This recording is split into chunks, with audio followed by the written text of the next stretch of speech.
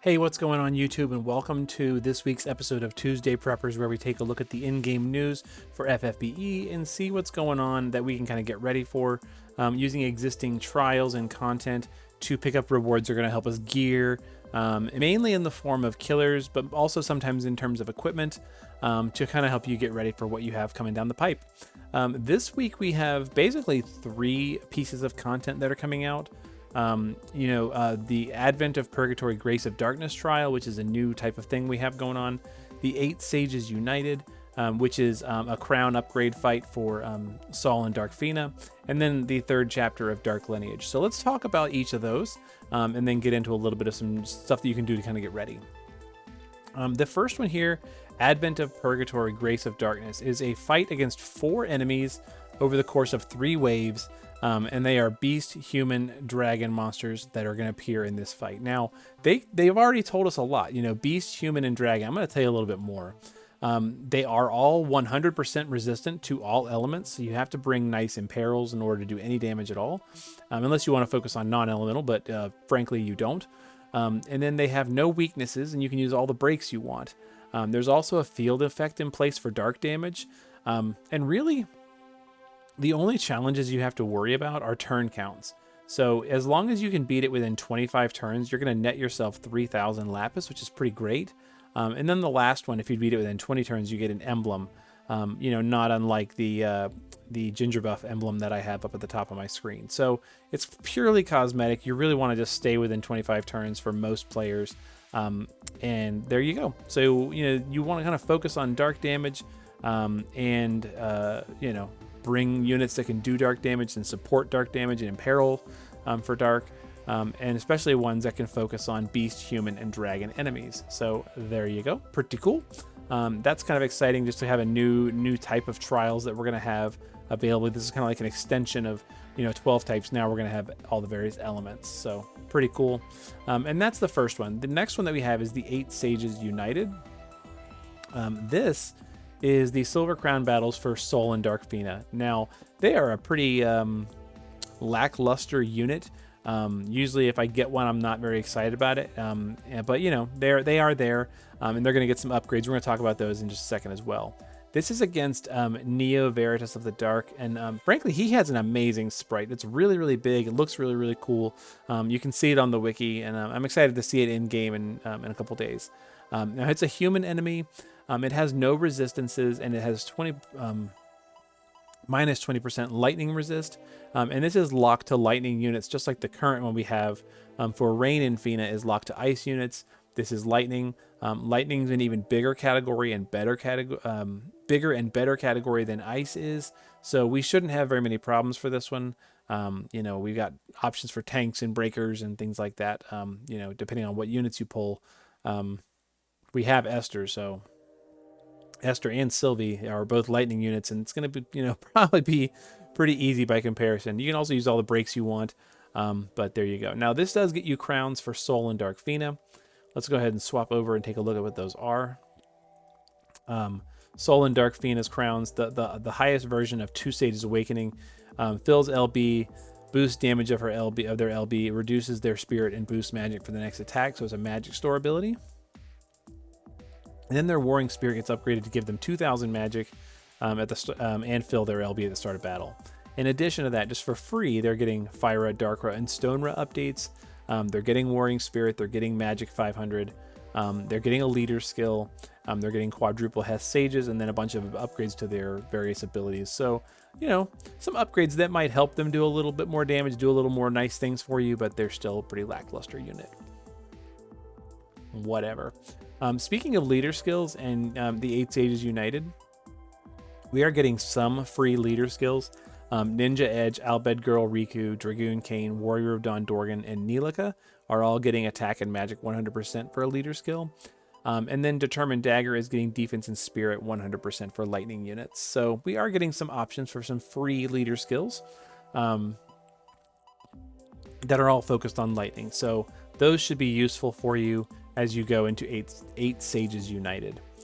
In addition to 8 Sages United and Advent of Purgatory, we have Dark Lineage Chapter 3, which has so far been focused on human enemies.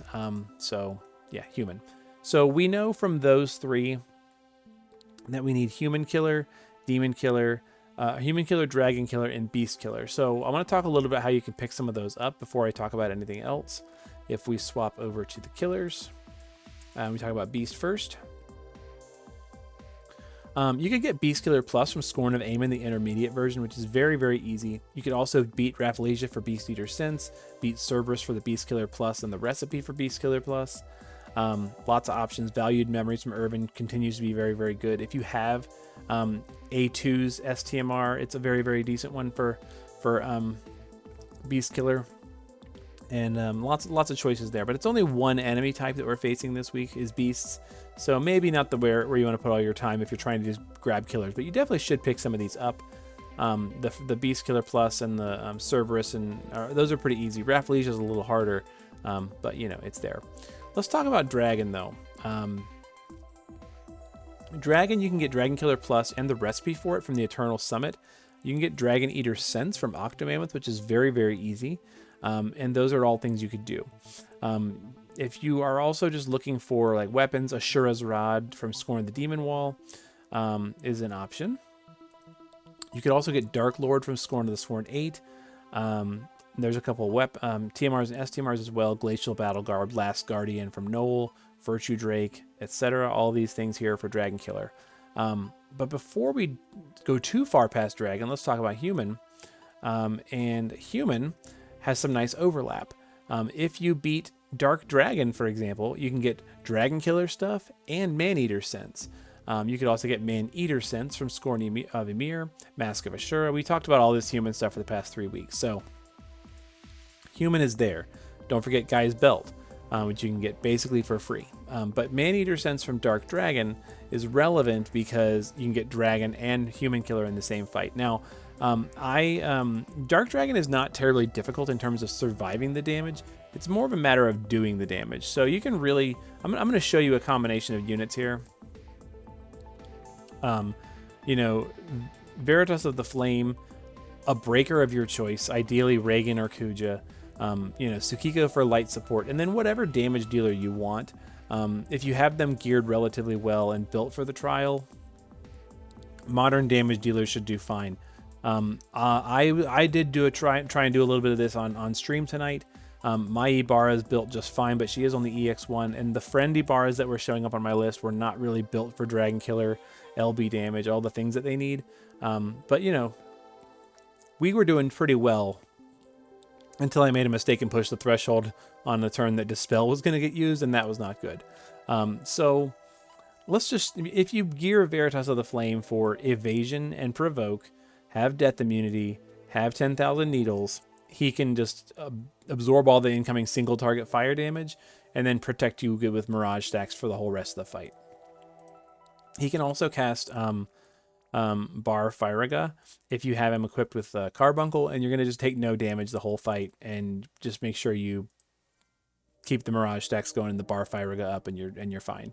Otherwise, you know, your breaker, if they have manufactured Nethicite, or if you don't have that, you know, you could use 2 Sword of Kings instead.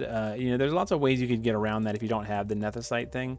But really, it's just Ultima. Ultima's not that bad. You could also bring a magic cover tank or an omni cover tank, like Esther, and you could do it that way. Lots of ways to deal with it. But, you know, there you go. Tsukiko is just built with Tsukiko stuff, you know, whatever. And, you know, just like I said, cap out all the relevant stats. Dragon Killer, LB damage, magic, and then, you know, having some fire resistance is good so that Bar Firaga can top you off over 100%. And just bring whatever damage deal you want, and it goes pretty well. The things you got to remember is that he will Nethicite, or he will Dispel you on turn 5 above 50% and turn 4 under 50%. So you just use Nethicite and you're good to go. So Man-Eater Sense from Dark Dragon, Dragon Killer Plus from Dark Dragon. Dark Dragon is probably a good one to go after if you have not for some reason this week. And I'm going to go ahead and post a previous clear that I did with an Omni cover tank around here, and that way you'll be able to kind of take a look at that. So keep an eye out for that. That's not the only way to do this trial. There you go. In addition to those events, though, we do have some other stuff happening.